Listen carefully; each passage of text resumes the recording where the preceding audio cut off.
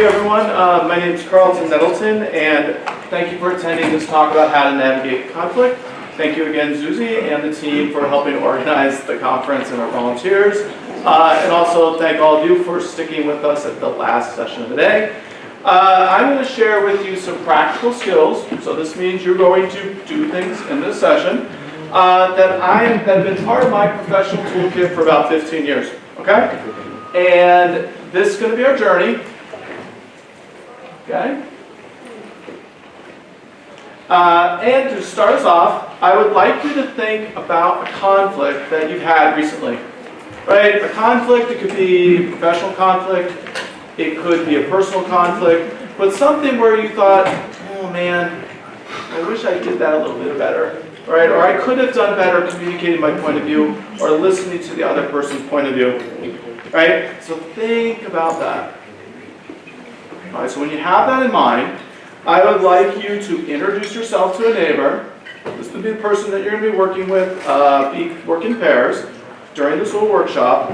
And you'll have 3 minutes to introduce yourself, so it's going to be very brief, to talk about what was that conflict about, what happened. It was about this is what happened, and why you wished you could have done better. Okay, so introduction, what was the conflict, what happened during the conflict, and why you wish you could have done it better. Alright, so when we're done, I'm going to raise my hand like this, which is your sign to raise your hand, but also you have to stop talking. Okay? Otherwise this doesn't work. Get started. 3 minutes.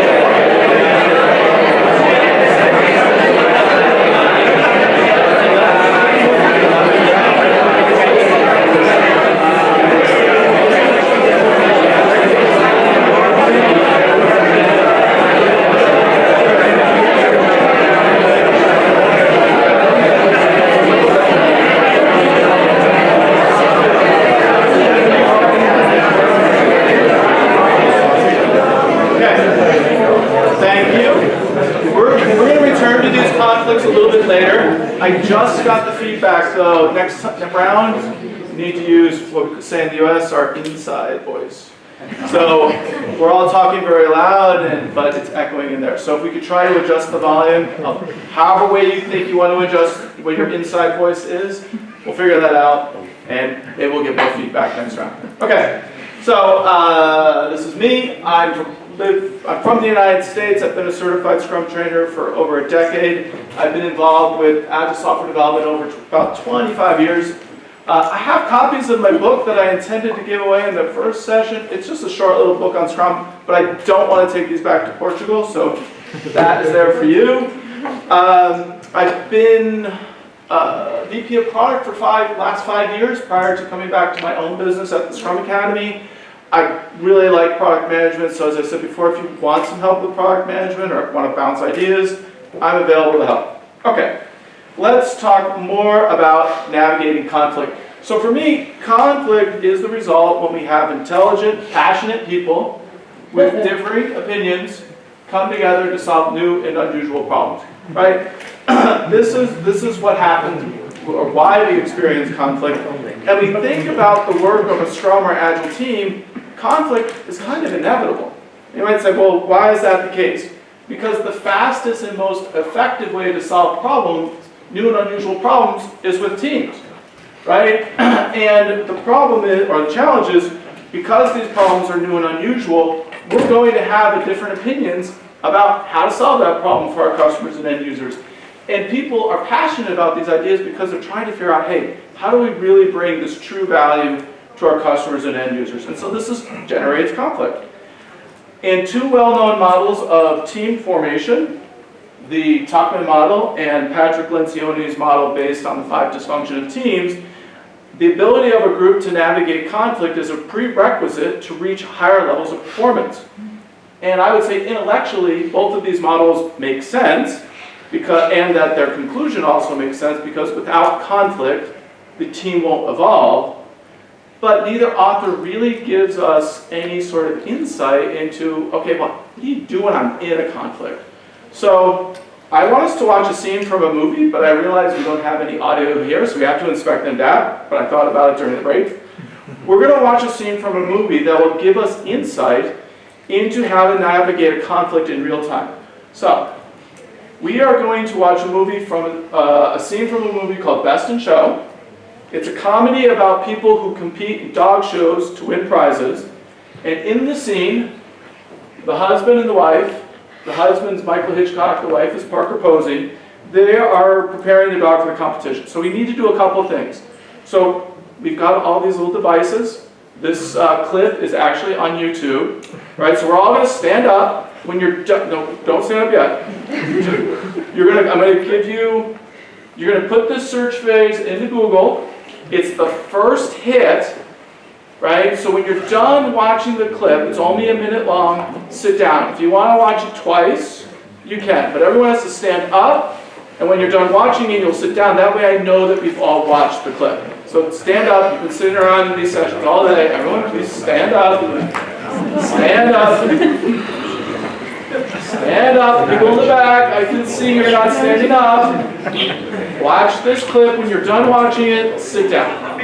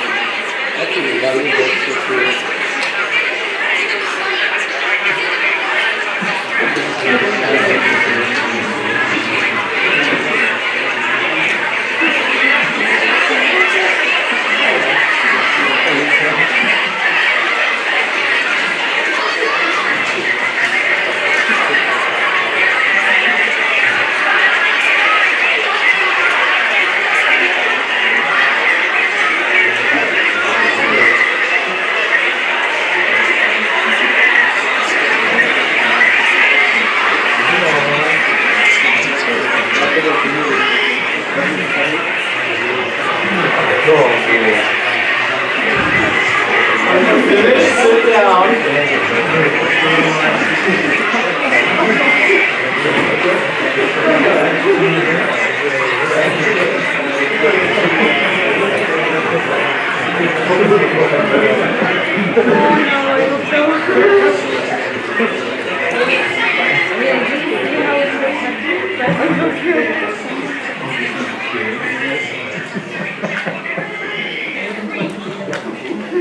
That was unexpected. I didn't know how that was going to work, but we inspected that. Okay, so what's going on in this video? What? Conflict. There's conflict, yeah. Blaming. Shouting. Disappointment. Anything else you want to observe? Hysteria? What's that? Hysteria? Hysteria, yeah, I mean, it's a comedy, so they're trying to amplify it. I would, what? Chaos. Chaos, there's a little bit of chaos. I would propose that the characters in this movie are having what I call crucial conversation. And their inability to navigate that crucial conversation is what's causing a lot of the drama, right? So what's a crucial conversation? A crucial conversation is the core concept from a book by these two authors. This book here, Crucial Conversations. And in the book, they outline a number of specific skills that you can use and practice to help you navigate any conflict. Rennie and Patterson define a crucial conversation as any discussion where the stakes are high, opinions vary, and emotions run strong. That's a crucial conversation, right? So, Busy Bee, crucial or not? Were the stakes high? No. Were they? They're trying to get a blue ribbon at a dog show. For them, yes. For them, it's stakes, but it's their conversation. Did the opinions vary? Oh, yes. Yeah, the opinions definitely vary, right? Did emotions run strong? Yeah, I mean, you can see that, right? Absolutely. Okay. So the first step to navigating a crucial conversation is to recognize you are in a crucial conversation, right? And that's much easier said than done, because look at what happened to those two people, right? Because when we are in scenarios where the stakes are high, emotions run strong, and opinions vary, our brains work against us. Our brain has three parts: reptilian brain, which is highlighted there, the limbic system, and the neocortex. Right? And when we're under stress, our bodies become flooded with adrenaline and other hormones which start our fight or flight reflex. Right? And this means that the reptilian brain and the neocortex are working overtime. The limbic, limbic system's working overtime. I apologize. I'm under a little stress right now. And what happens is that your neocortex is not getting enough oxygen to function properly. Right? You can't think clearly because you're under, like, oh, do I need to fight? I'm a little frightened here, right? And so what we need to do is to reactivate the neocortex. We need to slow down the process and get the brain curious, right? And we do that by giving the brain a problem to solve. We ask it a very simple question. What do I really want for myself, for the other party, for our relationship, and how would I act if I really wanted those results? Right? And these questions are enough to reactivate the neocortex so that we can start to have a dialogue with the other party and we just don't react. And this is the most important step I would propose of any crucial conversation, because if you don't know what you really want, you are not going to get it when you are under stress. So, in a moment, we are going to return to the conflicts that you identified. But before we start, right, I want to give you a chance to kind of say, okay, I want to do this again, right? What does she want in the scene? What does she want in that scene? The dog to succeed. She wants the dog to succeed. Is that the only thing she wants? Cut something. Cut the whiskers, so she's got a job, right, to do. What else does she want? Think about her relationship with her husband, maybe. Go ahead. Okay. I was thinking more about the dog. She was concerned at some moment about the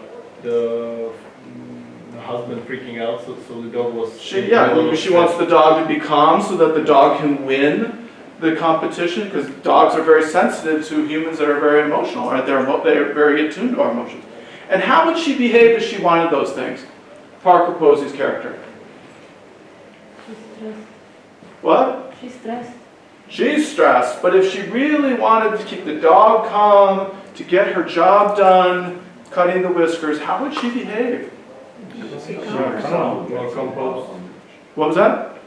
I guess calm down. She would calm down, what? Yeah, I would say the same thing. Yeah, go ahead. She could do whatever she wants. She could go ahead. She could take the Okay. action directly.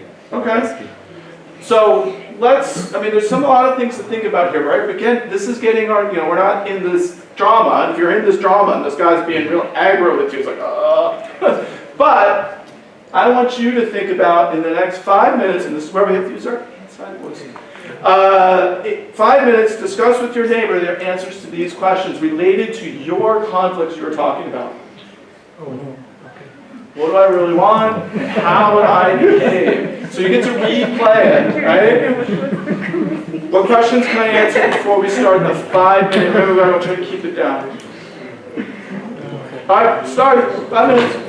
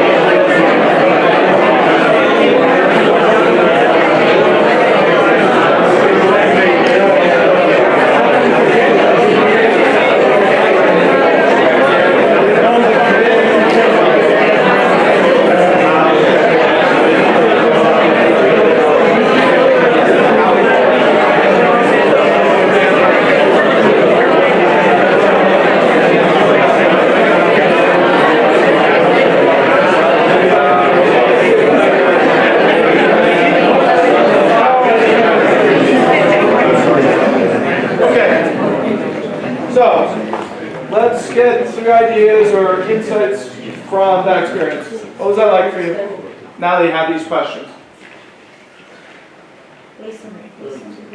Listen. Listen. Tell me more about what that means to you. Just listen to another party, just really have a common understanding. All Okay. the points, and straight to the point. Okay. Yeah, we're going to talk about dialogue, right? Yeah. Dialogue is about listening. Okay, very good. Somewhere in the back. Yes. Having a different perspective, putting yourself in somebody else. Yeah. Empathy. Yes. It's something like observing the observer. So while you're conflicting with someone else, you should wait and observe yourself and try to see as a third eye and calm down. Yes. Get that brain working, right? When you're in dialogue, you have to use the neocortex. Someone maybe had a hand up there. Yeah. Okay. All right. Very good. So we know how to recognize a crucial conversation. We know how to maybe restart our neocortex when it's kind of freaked out by asking ourselves, what do we really want? So what's next? Safety and recognizing signs when safety is lost. So the metaphor that Brenny and Patterson used to describe dialogue is pool of water. Right? And when we feel safe and secure that the other parties, we have mutual respect and mutual purpose with them, we will freely add information to what they call a pool of shared meaning. Okay? However, some conflicts cause us to no longer feel safe and secure, and so we will withhold information. So instead of freely sharing our information, right, we revert to other behaviors. Behaviors that Grenny and Patterson call silence or violence. So here is how they define silence and the behaviors associated with silence. Masking is when you hide your true feelings with insincere comments. So for instance, suppose we're on a software team and someone says, sure, let's just completely rewrite the interface. Deadlines in 3 days, no problem. That's masking. Right? Avoiding is steering away the discussion away from sensitive topics. So rewrite the interface from scratch. Hey, you know, this is a great idea to practice pair programming. Okay? And withdrawing is simply just exiting the conversation. Sure, I'd like to talk about rewriting the interface, but I got to be on another call. Right? Those are examples of silence. Here's how they define violence and the behaviors associated with violence. Okay, so controlling is coercing others to your point of view by cutting them off, speaking in absolutes,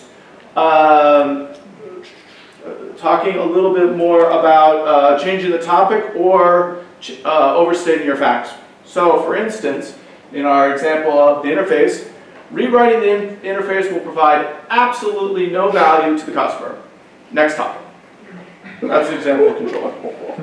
Labeling is putting a label on people or ideas so that you can dismiss them via stereotype. Of course they would say that. They're management. Right? And attacking is using any verbal tactic to belittle, threaten, or humiliate someone with the goal to make them suffer or make them feel foolish. For instance, in the real world, that approach will never work. Okay? So that's silence and violence. What were some examples of silence and violence from Busy Bee? I'll give you examples here.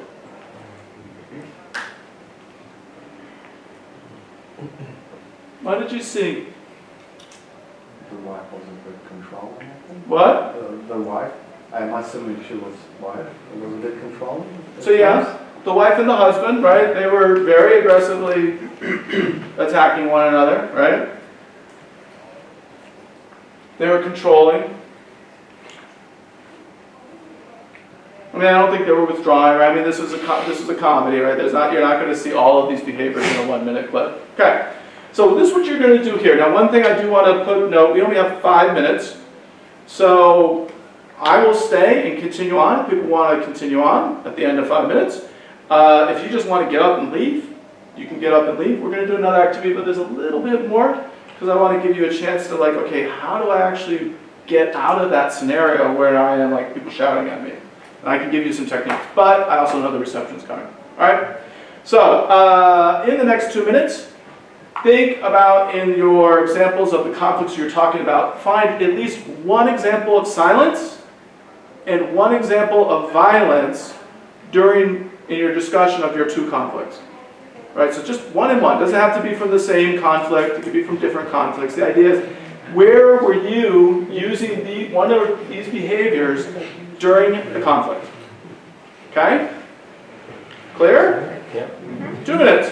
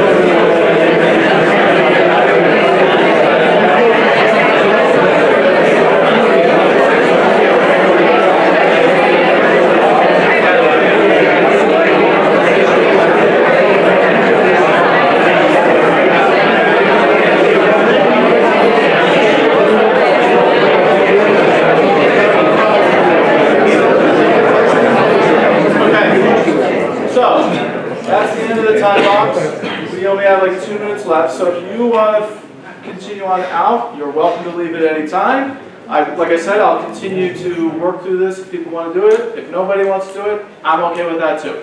But please take a book if you want a book. All right. What were some examples of silence or violence from people's conflicts? What was an example? Anyone want to share? Yes? Go ahead, you. Okay, yeah, I had a conflict, let's say, with my PO. Yeah. And I used avoiding. I changed the topic. Okay, yep.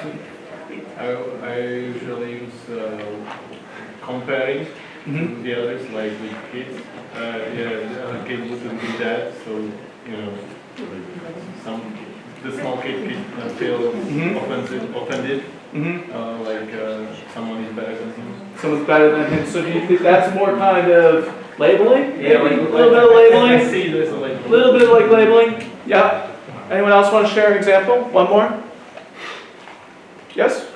Yeah, I did here. Of course, I do that there in the case old school project management, and they don't understand Agile, and therefore I dismiss everything they have because they just don't care. Yeah, they're just management. I used to be part of executive management. I'm like, oh gosh, people are saying, I know it. All right, okay, so I shared with you some ways to start to identify when safety is lost. So now let's discuss how to restore safety.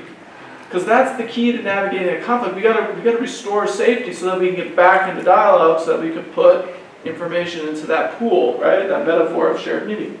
And safety is lost under two conditions: when we no longer have mutual purpose, and when we no longer have mutual respect, right? And the loss of mutual purpose is easy to recognize, because when you're having a conversation and then it turns into a debate, right? Everyone's got other points and their counterpoints.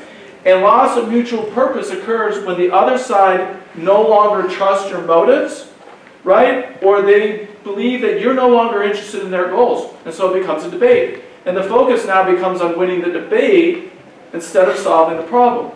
Loss of mutual respect is actually easy to identify as well because conversation shifts from dialogue, right, to, hey, I have to defend myself through labeling, through attacking, and through controlling behaviors because I don't think you respect me as a person or what I'm trying to do. So I'm going to overstate facts. I'm going to label you maybe as stupid, right? Or I'm going to try to steer the conversation these different ways because my personal dignity is under attack. So what do you do in these scenarios when you don't have purpose and or you don't have respect? Because you can navigate out. There are 3 steps here to restore safety, right? So let's return to Busy Bee, and I will illustrate how Parker Posey's character could have navigated these steps, executed these steps. Okay, so first, hey, let's stop talking about Busy Bee, right? I'm sorry that I shouted at you, right? I don't want you to think that I'm not committed to winning best in show. I am, right? I don't want you to scream at me. I do want to have a productive dialogue about what we can all do to help our dog win, right? The first part, hey, let's stop talking about Busy Bee, is like, let's get out of this conflict, right? We're talking about Busy Bee, that's not the thing, right? The second part, I'm sorry I shouted at you, and I don't want you to think I'm not committed to win. That's making it safe. And then ideally after these 2 steps, right, they could proceed with their dialogue. In the example, I don't think anything would have worked, because they were going nuts. All right, so before we do group work one last time, there's one more thing you need to know. Right? The first and easiest way, or easiest action you can take to restore safety is apologize. If you have done something that put mutual purpose or mutual respect at risk, you should say you're sorry. Right? Sometimes that's enough. Other times you need a little bit more than an apology. Right? In that case, use the second technique, contrasting. Contrasting is a don't-do statement, right, that clarifies whatever misunderstanding caused the loss of safety. Right? The first statement addresses the other person's concerns that you don't respect them or that you don't have their best interest in heart. Right? That's the don't part. The second statement either expresses or clarifies your real purpose, the do part. So in the Busy Bee example, right, I said, I don't want you to scream at me. I do want us to take a moment to talk about how we can help our dog win best in show, is an example of a contrasting statement. Don't scream at me. I do want us to do this, right? If that doesn't work, there's another technique called crib. It's in the Crucial Conversation book, which I brought with me, if you want to look at it. We're not going to talk about it here. We're already over time, so we're not going to have time to talk about it here. But if you want to know more about it, I'll talk about crib at break. Okay, so, what I'd like you to do is to practice an apology and practice contrasting, right? I'm sorry I screamed at you, right? I don't want you to think I'm not committed to winning. I am, right? That's contrasting. So, 4 minutes, work through a contrasting, do these 2 steps by your scenarios. Do you want to go? You want to stay?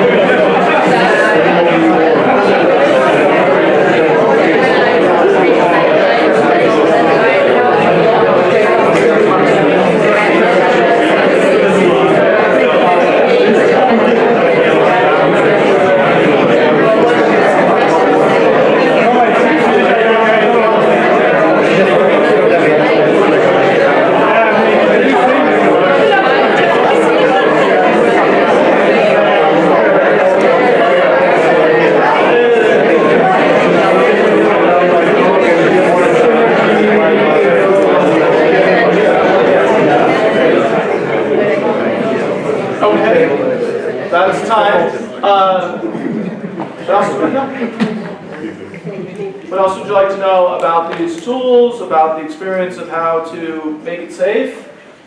How can I help you? Yes?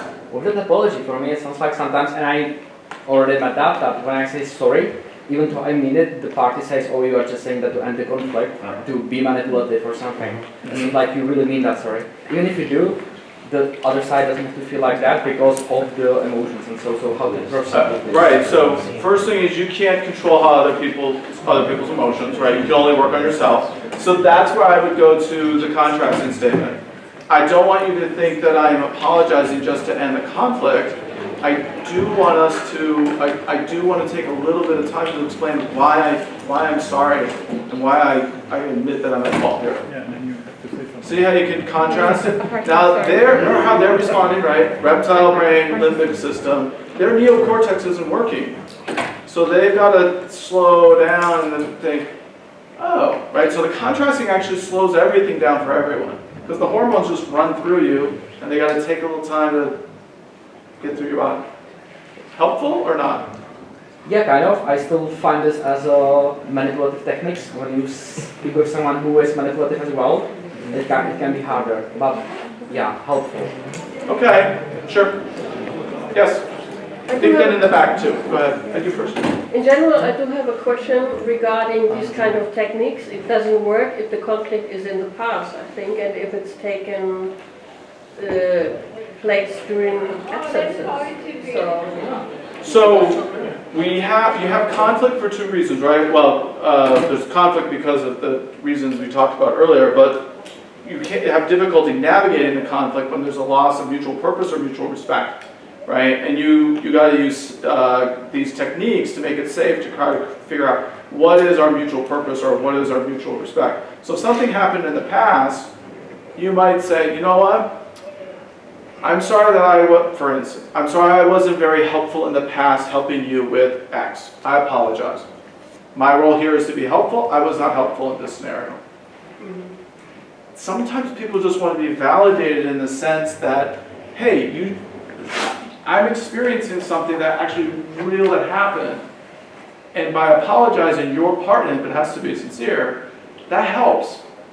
It may not. I mean, the crib is more advanced where you kind of work through the specific protocol when you are really stuck. We'll come back to that later. You had a question that I think, wait. No, I didn't have a question.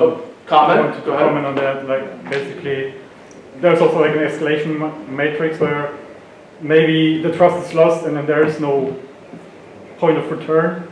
So, the conflict needs to be dissolved the other way. It could be, right? I mean, the idea here with CRID is that it helps you commit to like a mutual purpose. Hey, I want to commit to trying to solve this problem. The other party says, I don't want to solve this problem. Well, then, hey, I recognize that you are kind of still upset about something that happened in the past, and you're angry. It seems like, no, I'm not angry. I'm disappointed. Okay, I'm sorry. Seems like you're disappointed. What is something that we can agree upon? What is a higher purpose that we can both agree upon? Right? Because we're in this relationship and we need to navigate this. Right? And then brainstorm new strategies. Right? That's what CRIB's about. And I'm doing like super fast. Right? So, I mean, if you don't have mutual respect or mutual purpose, then it will be very hard to proceed. Right? Okay. And that's what this technique's here for. CRIB. Right? Way, I think, in the back. That was just a thought or comment. Gottman's 4 horsemen and the antidotes, kind of similar and kind of different. So, but I was at least not related. Yeah, I'm not familiar with that reference. Okay, but if anyone wants to dig deeper into this, that could be at least the Gottman and the 4 horsemen. Okay. Looking at those and the antidotes could be interesting. What else do people want to know about this topic? Yes? Let's say we can't make it safe with 3 of the ways. Shall we just let them cool down for some time and leave the area? So yes, a break is often a good way to get the hormones to get people rational again. Yeah. right? This is all about, okay, let's get back to neocortex, because that when we're more rational, we can work through the conflict. When we're not rational, like, just get busy, right? I would propose, right, if it's not a crucial conversation, then you don't need these skills, right? If the stakes aren't high and opinions don't vary and emotions run strong. So say I'm having a conflict with someone, and you know what? It really doesn't matter if you agree or not, because this isn't, you know, they think it's something that we're open for discussion, but the reality it's a mandate. Well, I can't help you. Right? This is not a conflict because it's not open for discussion. So it's not really a crucial conversation, potentially. Now we could have a question about, well, why was the decision made that way? That could be a different conflict. What else? What other questions, comments? Way in the back. Let's do 3 more, then we'll take a pause, let people go if they want to go. Or 2 more. One more, and then we'll let people go if they want to go. Go ahead, last comment before we let people go. So basically what we were having a conversation in here is that it's super hard to know what you need. And that's the crucial first step. And there is usually like, I need you to do dishes. What the actual thing is like, I want you to see me, I want you to notice me and know how much work I put in here. And that's, I think it's a crucial step to know first what do you actually want. So, and here's, if you know you're going to have a conflict because you're like, oh, I think this is going to be one of these, before you even start the conversation with the other party, ask yourself those questions. Because if you come already in your mind like, hey, this is what I really want for myself, for you, in our relationship, you can navigate that better, especially if the meeting is risky, right? I was just using this weekend because I was having some interpersonal conflicts in my own personal relationship, and I was like, oh, I'm getting better at this, because if you practice it, you get better at it. All right, enjoy the reception. I'll stay here and answer more questions.